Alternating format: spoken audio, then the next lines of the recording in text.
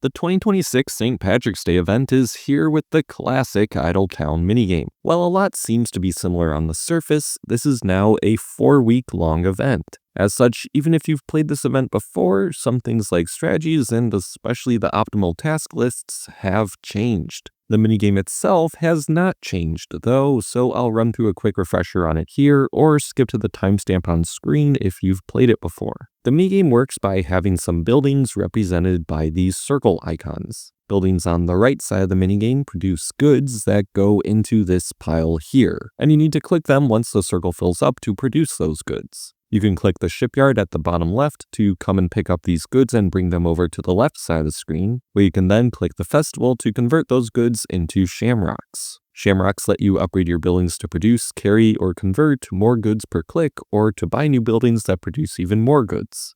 The minigame is basically just a big cycle of producing goods, moving them to the left side of the screen, converting them, and then reinvesting those shamrocks. Don't worry about needing to click a lot, though. You can use pots of gold, the event currency in this event, to hire managers that automate the clicking of the buildings so you don't have to do the work. As you play the minigame, you will complete tasks, which give you progress towards the grand prizes. You won't want to complete all of these tasks. I'll walk through how you want to complete them later on in the video. Once you've collected enough shamrocks, the first time you play requires 1 million and the rest require 8.4 quadrillion, you can choose to move on to the next town. This will bring you to a screen where you can open some reward boxes using your pots of gold, and then you can move on to the next town and start the whole process over again. It does sound a lot more complicated than it is. Most of it is just waiting and upgrading buildings once in a while. This event has some boosters that can somewhat reduce the waiting. You start with one of each and can get more from the mini challenge. The quick promo lets you upgrade a manager 1 level for free.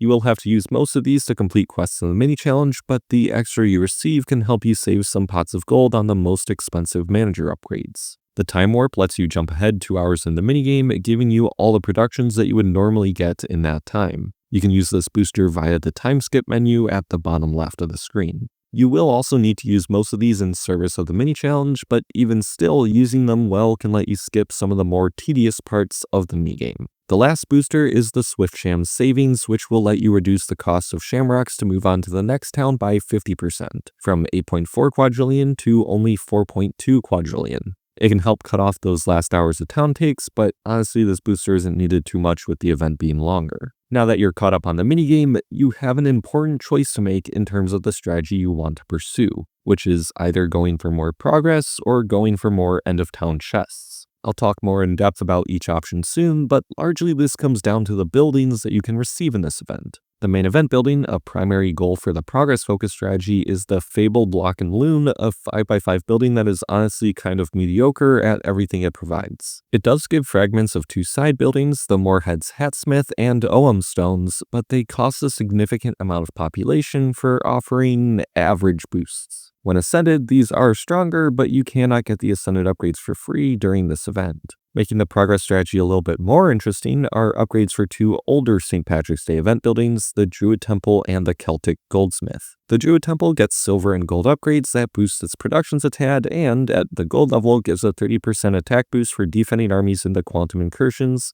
which is decent for a non-ascended building. Combined with it being one of the best population buildings in the game right now, and the Druid Temple could be a good option for certain playstyles. Additionally, a Lost Druid Temple Golden Selection Kit is the item in this event video's giveaway, as it was produced in collaboration with InnoGames. The link to enter is in the description, and the giveaway ends 2 weeks after this video goes live. Good luck, and back to the video. The Celtic Goldsmith gets platinum and ascended upgrades that boost its productions and adds quantum actions and actions capacity. Of course, there is a missing key of where you get the fragments for the Goldsmith's ascended upgrades. Those can be found in the primary goal of the end-of-town chest focus strategy, the McDow's Loaf House. At level 2, it provides an average of 3 of those Goldsmith upgrade fragments per day, meaning you would need 4 level 2 Loaf Houses to sustain the Goldsmith. The Loaf Houses offer some okay generic army boosts, forge points, and some finished special production items fragments, but also will suck back a decent amount of population. It's worth talking about the different ways you get all these buildings and the other rewards in a bit more detail.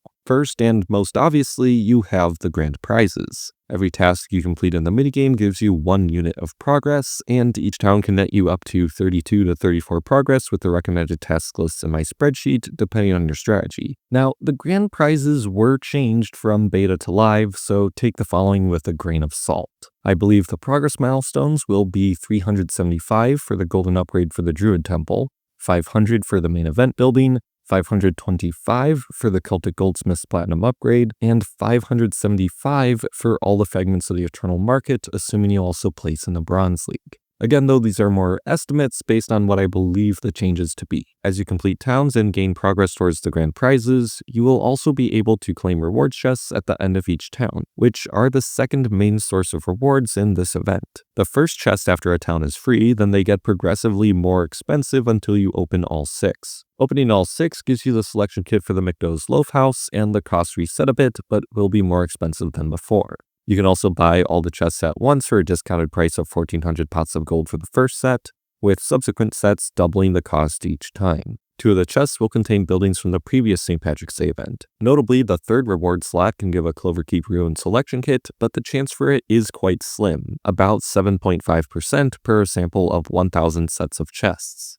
4 of the chests can contain random amounts of fortune coins, the currency for the event shop. From these chests, you can get an average of about 60 coins for each set of chests. If you're a stats nerd, here's a cumulative distribution of the data for the total coins per set of chests. You are able to spend any coins you get from either the end of town chests or by completing tasks in the event shop, which is the third and final main source of rewards. There are many items available, including old St. Patrick's Day event buildings, the ascended upgrades for the 2 side buildings from this past wildlife event, and a wide variety of fragments for allies. As per some of the more specific rewards you may want to target, if you do not have the base kits for the Druid Temple or Celtic Goldsmith, the ones that got the new upgrades, this is where you will have to go. You get a single kit for each of these buildings in the grand prizes, so you need to pick up an additional 9 kits for the Druid Temple or an additional 8 kits for the Celtic Goldsmith. If you want any of the base Druid trees, I would avoid the Epic St. Patrick's Day kit and instead just get a Sacred Arch Druid hut. It costs about the same amount of coins, 102 before any discounts, as about 3 trees from the Epic kits, but gives you infinite of the base trees and their upgrades over time. The upgrades for the trees are quite cheap in the shop though if you have a lot of the base trees. The last major items are the Wildlife Event side buildings Ascended upgrades. You can think of each one as essentially buying an Ascended upgrade for the Flamingo Paradise or Animal Crossing, not to mention how they improve the side building stats themselves. For the amount of uplift they provide, the cost is incredibly cheap, so these are definitely worth considering. The shop will refresh its offerings once per day for free, resetting the purchase limits and shuffling the discounts. There are 5 25% discounts and 1 each of a 40 and 50% discount available. You can also refresh the shop manually once for free per day. Afterwards, it will cost some fortune coins. Try to purchase the items you want when they are discounted. As this event is 28 days, you have a very good chance at seeing discounts on the items you want at least a couple of times. Now let's get down to business and talk about strategies. Looking at event currency, over 14,800 pots of gold will be available with the completion of the mini challenge included. Without the mini challenge, you can expect about 13,200.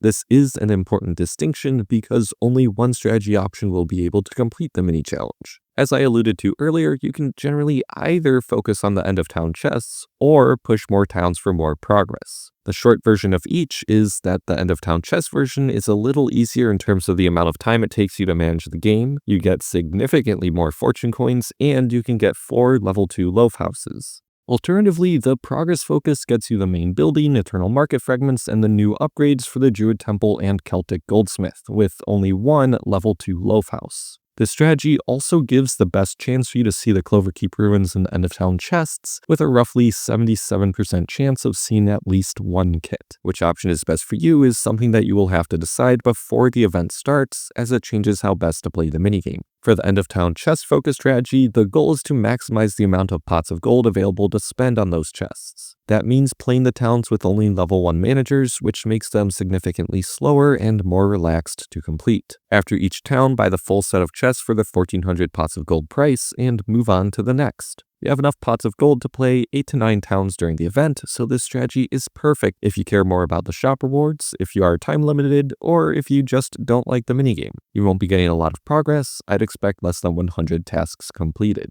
For the progress strategy, the goal is to reach 575 tasks completed to reach the last amount of eternal market fragments into grand prizes and all the rewards up to that point. You have to complete 18 towns and a few tasks of the 19th to reach that goal, so this strategy does require a bit more effort to keep up with. As the manager costs are fairly high, you will only have enough extra pots of gold to open the full set of end of town chests 3 times. I'd recommend only doing so when you see at least 70 fortune coins offered, or if the Cloverkeep kit shows up if that's something you want. Of course, none of these strategies answer how to actually play the towns themselves. Instead, I've got a spreadsheet for that. All you do is pick the town you're on and follow the to-do list. So for town 1, just do what it says and check the box. It really is that easy and covers when to level each building and manager. If you're playing to get the main event building, Eternal Market, or anything else progress-based, you want to select the Town 1, Town 2, and Town 3 task lists. If you don't know what town you're on, enter your current tasks into the aptly named tool, and it will tell you.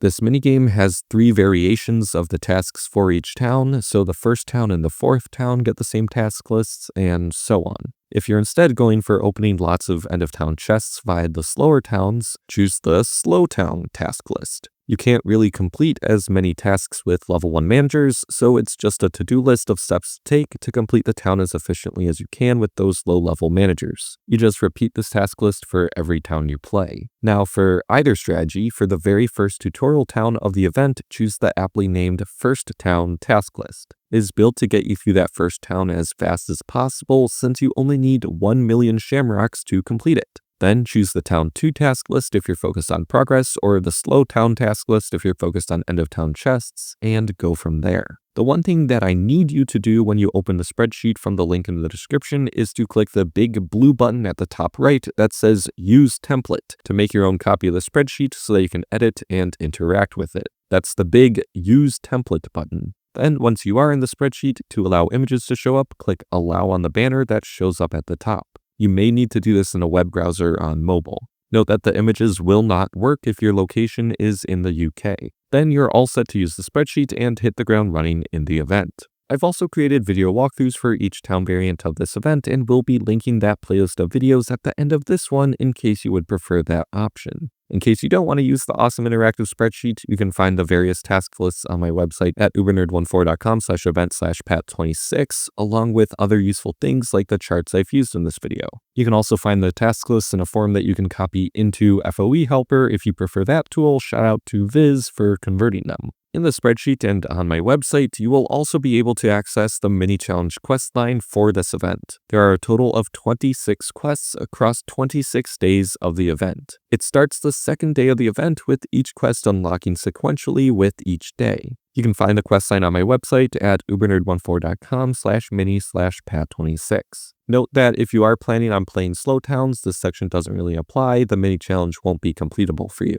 Editor Uber here. Changes have been announced to the mini challenge, but we do not yet know what they are. I will update the quest line day by day on my website, but keep in mind that all the following info is subject to change. The mini challenge is largely focused around boosters. You get a total of 15 each of the quick promos and time warps, with 10 swift shams and a total of 2,000 pots of gold. However, you will need to spend a significant amount of these rewards to complete the challenge. For the time warps, do not spend any until a quest asks you to. Even playing perfectly, you will have to spend 400 pots of gold to purchase a 2-hour time skip for the 20th quest. For the quick promos, only spend them to upgrade a level 3 manager to level 5 when a quest requires it. I've highlighted the best option for doing so for each town in the task page of my event spreadsheet. Now, this mini challenge does have some zingers in the quests. You need at least 1 previous age production building available to complete 14 24-hour productions in for quest 9. Finished production items will be extremely useful here. If you don't have any, pick up a Neo Clock Tower or 2 from the Quantum Incursions as soon as you can. Also, quest 19 will require you to be in at least the early Middle Ages, as you need to donate previous age goods to the guild treasury, so Iron Age players will be stuck.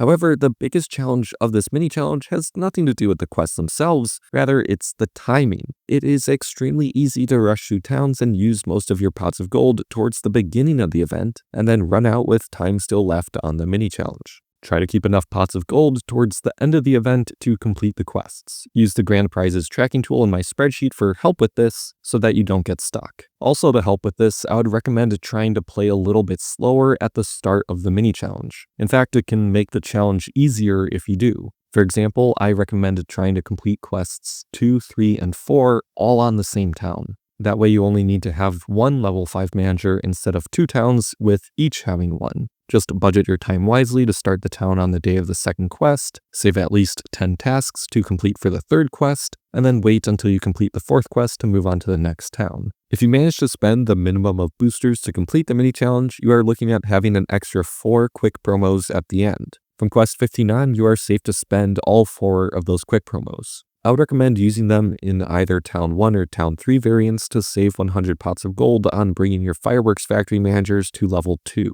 Again, only do this with the 4 quick promos after completing quest 15. Those extra pots of gold can help you get some extra end of town chests for free. On the other hand, if you are planning to put some diamonds or money into this event, this is one where you definitely want to spread out your spending. Instead of rushing one town with a bunch of time skips, upgrade your managers a bit more in multiple towns. For example, upgrading your festival and shipyard to level 4 managers costs an extra 300 to 380 pots of gold per town, and that will save about 3 to 4 hours for each town, when in comparison, a 4-hour time skip costs 700 pots of gold. If you try to rush everything at the end for Gold League, it will be extremely expensive. Now, one comparatively cheap option for spending is on the end of town chests. Especially if you're going for lots of towns, buying a whole set after a town costs about 1,200 diamonds worth of pots of gold, and you get the Loaf House kits, which can help you sustain the newly ascendable Celtic Goldsmith. You would also get many fortune coins for the event shop, and to get the most out of those, you will also want to make sure you spread out how you spend them. I think that just about wraps it up for what you need to know for this event. Don't forget to check out all the resources linked in the description and to enter the giveaway. I'll have the first tile walkthrough, so the one you start with at the beginning of the event, linked on screen now. Join my Discord server to discuss the event and strategies, and as always, I'll see you all next time.